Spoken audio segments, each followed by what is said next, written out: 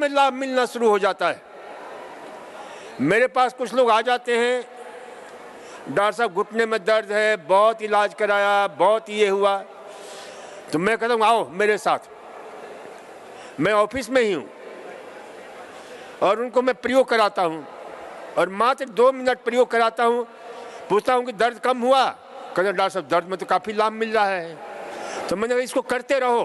तो देखो ये अनुभव प्रमाणित जो है प्रयोग में बता रहा हूँ घुटने के दर्द वालों के लिए, क्योंकि स्वामी ने विशेष रूप से निर्देश दिया, तो मैंने कहा कि आज बता ही देता हूँ आप लोगों को। वैसे तो बताता ही रहता हूँ, क्योंकि मेरे को स्वयं को 1978 में एक भयंकर एक्सीडेंट हुआ मेरा स्कूटर से, घुटना मेरा क्षतिग्रस्त हो गया। किसी प्रकार से उस समय हमने जो है अपना, मैं उसे जयपुर में उस समय चिकित्सा प्रभारी था, किसी प्रकार से हमने मिट्टी और ये सब जो है ना, क्योंकि ध्यान रखो कहीं भी चोट लग जाए, कहीं भी अचानक जो है, और यदि मिट्टी तैयार हो, ठंडी मिट्टी, और उसे लगाओ, तुरंत एंटी इन्फ्लामेटरी काम करता है, सूजन को कम कर देता है, दर्द में भी राहत मिलती है। लेकिन घुटना मेरा क्षतिग्रस्त हो गया था, टीयर्स हो गए थे। फिर यहाँ पर चलता रहा। यहाँ पर करीब 4-5 साल पहले मेरे को बहुत भयंकर दर्द हुआ, लगा कि अब चला नहीं जा रहा है। तो मैंने एक रिसर्च पढ़ा था स्टेनलेबोस्क यूनिवर्सिटी साउथ अफ्रीका का। उन वैज्ञानिकों ने खोज किया था, रिसर्च किया था कि हम बैकवर्ड वॉकिंग करते हैं, पीछे की ओर चलते हैं, तो कैसे हमारा बायोजियोनॉमिक्स के ऊपर प्रभाव पड़ता है। हमारा जो है यानी सेंटर ऑफ ग्रेविटी वह सुप्रभावित होती है, और हम आगे की तरफ चलते हैं तो खास प्रकार के जितने भी जॉइंट्स हैं वो मसल्स विकसित होते हैं। कुछ मसल्स का उतना अच्छा उपयोग नहीं हो पाता है। तो हमने उसी समय, मैं एक दिन जिस दिन दर्द हो रहा था, मैं 1.5 घंटा बैकवर्ड वॉकिंग किया, और मेरे को 80% घुटने के दर्द में फायदा हो गया। फिर तो मेरे लिए ये जीवन का एक जो है ना उद्देश्य बन गया, यहाँ भी, बाहर भी, विदेश में भी। हमने इसे एक आंदोलन की तरह, मैंने कहा कि जिनको घुटने में दर्द है, कमर में दर्द है, वो चल करके देखें, उसी समय फायदा होगा। अब मात्र कमर दर्द और घुटने का दर्द ठीक नहीं होता है। आप पीछे के आगे की ओर चलते हो तो आपका पीठ सपाट होता है, पीठ बिल्कुल बराबर होता है। वैसे ही आप यदि पीछे की ओर चलोगे तो जो पेट है वो सपाट हो जाएगा। लेकिन एक हानि होगी कि लोगों ने बरसों तक तपस्या करके पेट को लंबा चौड़ा किया हुआ होता है, बियर्स बेली पैदा कर लेते हैं लोग, एप्पल शेप्ड बना लेते हैं अपने शरीर को, कितना तपस्या करते हैं, जो नहीं खाना चाहिए खाते हैं, जो नहीं करना चाहिए करते हैं, और उसका परिणाम होता है कि पेट लंबा होता है। फिर उनको जो है ना भांति भांति के नामों से उन्हें जो है महिमा मंडित किया जाता है। तो इसलिए जो है ये थोड़ा घाटा उठाना पड़ेगा उन लोगों का जिनका पेट बढ़ा हुआ है, कि पेट सपाट हो जाएगा। क्यों? कि पीछे की ओर चलने से पेट के ऊपर जो विसरल फैट होता है वो ज्यादा जलता है। आप आगे की ओर चलते हो जहां 100 कैलोरी जलेगा वहां पीछे को चलोगे तो 1.8 इतना ज्यादा बर्न होता है आपका फैट। तो वजन कम करने के लिए बहुत अच्छा है। इसके ऊपर international journal of sports medicine में विस्तार से रिसर्च जो है, और उस रिसर्च को मैं पढ़ा कि पीछे को चलने से आपके जितने भी 5 ज्ञानेंद्रियां हैं, क्योंकि आगे को चलते हो तो बेहोशी के साथ चलते हो, पीछे को चलोगे तो होश के साथ चलोगे, और होश के साथ चलोगे तो आपके आंख की, आपके कान की, आपकी जो है इन सब की संवेदनाएं जो है, संवेदनशीलता बढ़ जाती है। आपके गायट यानी जो आपका यानी शरीर का जो ढांचा है, शरीर की जो स्थिति है, वह लोग जो है वह भी आपका जो है सुंदर होता है। एक संतुलन हमारे अंदर पैदा होता है, एक फिजियो मैकेनिकल रिदम पैदा होता है, जिससे हमारा जो अंग विन्यास है वो सही होता है। तो इसलिए इसे ध्यान रखा करो। और भी इसके बहुत लाभ हैं, आपके टखने का, घुटने का, कमर का जो टेंडन है, जो लिगामेंट्स है, वो भी शानदार ढंग से सुप्रभावित होते हैं। लेकिन एक चीज का ध्यान रखना कि उबड़ खाबड़ जमीन पर मत चलना, नहीं तो और दर्द बढ़ जाएगा। इसलिए इसके लिए सबसे बढ़िया जगह क्या होता है, तो आपके घर के अंदर, कमरे के अंदर, और उससे भी आसानी से कैसे कर सकते हो, तो आपके घर में एक टीवी जरूर होता है, और टीवी के बीच में स्पेस होता है, खाली जगह होता है कि नहीं होता है। तो इस दीवार से उस दीवार तक, उस दीवार से उस दीवार तक चलते रहो, और नजर अपने महिलाओं के सुन लो, क्योंकि महिलाएं इस रोग से ज्यादा ग्रस्त रहती हैं। नजर कहां रखोगे? टीवी के ऊपर रखो, और 1, 2, 3 सीरियल देख लो। 2 सीरियल देखोगे 1 घंटा हो जाएगा, आराम से चलते हुए देख लिया। मोटापा भी कम होगा, कैलोरी भी भस्म होगी, हार्ट भी ठीक होगा। और ये खाने के बाद करो, क्योंकि घर में तेजी से चल नहीं सकते हो, तो चहलकदमी कर सकते हो, धीरे धीरे चलोगे तो उसका भी बहुत बड़ा लाभ मिलेगा। ये ध्यान रखो, धीरे धीरे चलने से भी वजन कम होता है, और तेजी से चलने से थोड़ा ज्यादा कम होता है। इसके पीछे विज्ञान को समझो। शोर करोगे तो इस विज्ञान को नहीं समझ सकोगे। देखो, ऊर्जा के, फ्यूल के, यानी 2 जो है प्रकार के फ्यूल होते हैं। एक को बोलते हैं हाई टोन लेवल एनर्जी, एक लो टोन होता है। तो हाई टोन एनर्जी ये जो फ्यूल होता है, और लो टोन का फ्यूल होता है। तो हाई वाला क्या करते हैं, वह हवाई जहाज वगैरह में डालते हैं। हवाई जहाज में पेट्रोल जो है ना, ये गाड़ी का पेट्रोल नहीं चलेगा। तो क्या होता है, उसमें तेजी से चलता है। और लो में जो स्कूटर वगैरह में डालते हैं, जो जमीन पर जो गाड़ियां चलती हैं, तो ये ध्यान रखो कि तेजी से चलते हैं तो हाई वाला जल्दी चलता है, और धीरे धीरे चलोगे तो लो वाला चलेगा, लो ऑक्टेन जो है। तो ये ध्यान रखो कि धीरे धीरे चलने से आपका वजन धीरे धीरे कम होगा, लेकिन अस्थायी रूप से कम होगा। और तेजी से जो वजन कम करते हैं, यदि वो सजग नहीं होंगे, उतना ही तेजी से बढ़ा भी लेते हैं, क्योंकि उसमें हाई ऑक्टेन का जो है जलता है फ्यूल, जिसको क्या बोलते हैं, ग्लाइकोजन एंड पानी। और लो ऑक्टेन वाला आपके जो है फैट जलता है। तो इसलिए धीरे धीरे भी चलोगे तो लाभ मिलेगा कमरे के अंदर।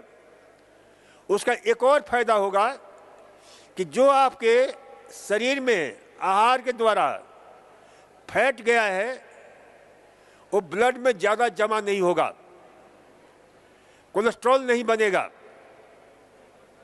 तो ये जो है बहुत अद्भुत प्रयोग है बैकवर्ड वॉकिंग का। तो इसे जो है ध्यान रखो। मैंने कहा कि भाई देखो, एक तो एक्सरसाइज बराबर करो, एक्सरसाइज करोगे तो उससे जो ना बड़ा लाभ मिलेगा। और एक्सरसाइज में भी विशेष रूप से एक एक पांव को ऊपर उठाने का है ना, तो उसको उठाओ और रोको कुछ देर तक, ताकि जो ब्लड है वो हमारे हार्ट की तरफ, जिसकी जो है एफिशिएंसी कम हो गई है, वेन्स की, वेनस जो ब्लड है, तो वो अच्छी तरह से जाएगा, जिससे आपकी जो दबाव है वेन्स के ऊपर और जिससे हमारा वेन्स सूज गया है, फूल गया है, वह कम होगा।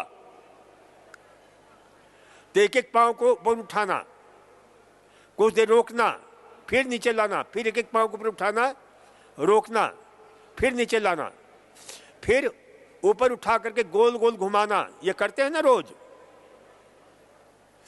ये इसके लिए भी बहुत अच्छा है, हर्निया के लिए बहुत अच्छा रहता है। जिनको हर्निया है उनके लिए बहुत अच्छा रहता है। फिर दोनों पैर को उठा करके गोल गोल घुमाना। हर्निया और वेरिकोसिल, आपके क्या नाम है, वेरिकोस वेन्स। इसके अतिरिक्त जो है पैर को उठा करके, दोनों पैर को उठाओ और दोनों हाथ से पैर को पकड़ने का प्रयास करो। पैर बिल्कुल सीधा रहेगा। तीसरा, विपरीत करनी। पैर को थोड़ा, जैसे सर्वांगासन करते हैं ना, तो उसमें पूरा ना 90 डिग्री पर करीब 100 यानी जो है पैर उठा करके पैर को पकड़ना है। तो ये ध्यान रखा करो कि इस प्रकार से जो ये आसन करेंगे तो उससे वेरिकोस वेन्स में भी लाभ मिलेगा और हर्निया में बहुत लाभ मिलता है। हर्निया में भी क्या होता है, हमारा आंत जो है छोड़ करके जो पेरिटोनियल जो मेम्ब्रेन है, जो परमात्मा ने उसे चारों तरफ से बांध रखा है, उससे जो पार कर जाता है। इसलिए तो जाली लगाकर उसको करते हैं, फिर वो निकल जाता है, क्योंकि परमात्मा की जाली बहुत मजबूत होती है। वो जो बना हुआ है ना, वैसा कोई नहीं बना सकता है। तो पेट को संभालना जरूरी है, तो ये ध्यान रखा करो। तो ये एक्सरसाइज करना बहुत जरूरी है। फिर पैरों को आगे पीछे करना, गोल गोल घुमाना, जो सूक्ष्म व्यायाम करते हैं, ये सब वेरिकोस वेन्स के लिए बहुत अच्छा रहता है। तो समझ में आ गई? और नहीं तो फिर ये जो है काफी, यानी उसका ध्यान नहीं रखने से फिर ऑपरेशन कराते हैं, लेजर चिकित्सा लेते हैं, लेकिन वो उतना हमने देखा कि सफल नहीं हो पाता है, रिकरेंस हो जाता है। इसलिए हर्निया वालों को भी और वेरिकोस वेन्स वालों को भी मैं कहता हूं कि जब भी कराओगे फिर रिकरेंस होगा। रिकरेंस ही नहीं होगा बल्कि और कॉम्प्लिकेटेड हो जाता है, बहुत जटिल हो जाता है। और खाने में हमने कल बताया था, लेकिन आप सुने ही नहीं। इसलिए अपनी डायरी लाया करो, लिखा करो। प्रश्न पूछते हो तो, और नहीं तो आप हिंदुस्तान के जीवो जो भी प्रश्न पूछने वाले हैं डायरी लेकर के रखा करो। या तो आप लोग हिंदुस्तान के माने हुए क्रीम लोग हो, इंटेलिजेंट हो इतने कि आपको लिखने की जरूरत नहीं पड़ती है, फिर पूछते हो। तो इसलिए इसे ध्यान रखा करो कि उसके लिखो। सबसे देखो, आप लोग स्वामी जी को हम सभी गुरु मानते हैं, उनकी कुछ खासियत बहुत अद्भुत है, उनमें विलक्षण जो है गुण है। कभी उनका हाथ देखा होगा बिना डायरी के कहीं नहीं रहते हैं, देखा है नहीं देखा है? हमेशा जो इंपॉर्टेंट चीज उसे लिखते रहते हैं।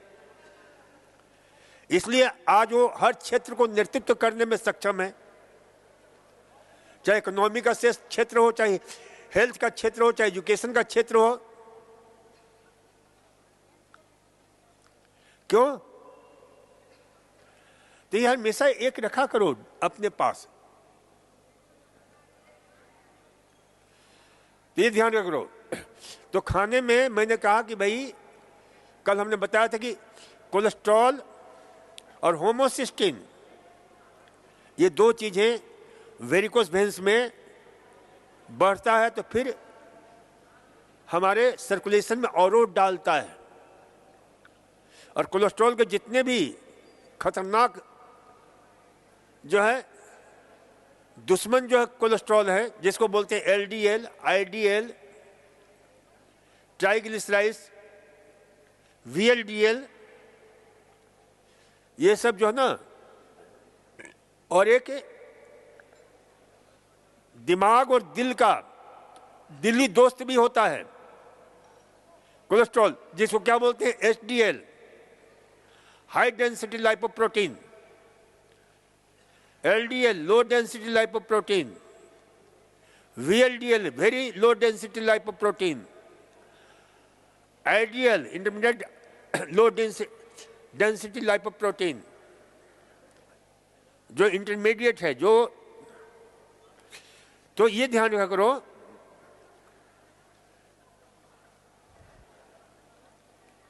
इन सब से युक्त आहार नहीं लो, फल सब्जियां ज्यादा खाओ। पालक बहुत अच्छा रहता है इसमें, क्योंकि पालक में फोलेट होता है जो आपके होमोसिस्टिन को कंट्रोल करता है। पपीता है, प्रोटियोलाइटिक एंजाइम है जो होमोसिस्टिन को गलाता है, जो वेरिकोस वेन्स पैदा करते हैं। जितने खट्टे फल हैं, ये एलडीएल, वीएलडीएल, इन सब को जो है ट्राइग्लिसराइड, इनको क्या करता है? रिसाइकल करता है,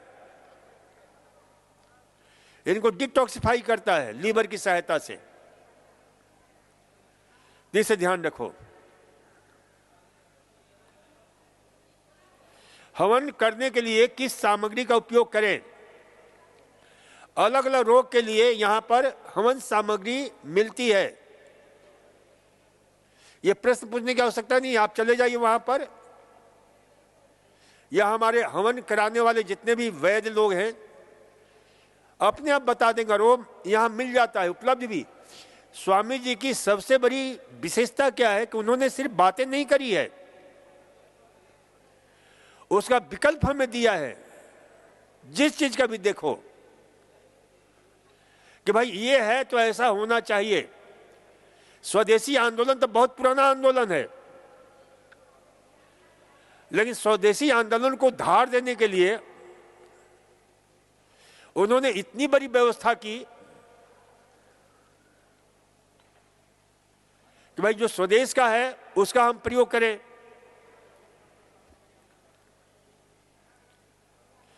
हवन करने के लिए किस सामग्री का उपयोग करें? पेट और पैरों में पानी भरने पर क्या करें? ऐसा है कि आप सीधी सी बात कर दी है कि पेट और पैरों में पानी भरने के लिए क्या करें। लीवर जिसका तकलीफ है लीवर की, वो इतना सरल नहीं है। सामान्य सूजन होता है तो हम तो निकाल बाहर करते हैं। बहुत सारी चीजें हैं जो डायूरेटिक है, और डॉक्टर लोग भी लीवर वाले रोगी को डायूरेटिक देते हैं। वो डायूरेटिक क्या होता है? लेसिक्स होता है, डाइटाइड होता है, ये मेडिसिन का नाम है। लेकिन हम क्या देते हैं? जितने भी कुकुरबिटेसी फैमिली के मेंबर हैं, खीरा है, तरबूजा है, लौकी है, टिंडा है, तोरी है, ककड़ी है, ये सब डायूरेटिक का काम करते हैं, क्योंकि इसमें पोटेशियम की मात्रा बहुत अच्छी होती है जो डायूरेटिक का काम करता है। देखो, जो एलोपैथी मेडिसिन है, डाइटाइड वगैरह, वो पेशाब खूब लाता है, लेकिन पेशाब से क्या लाता है?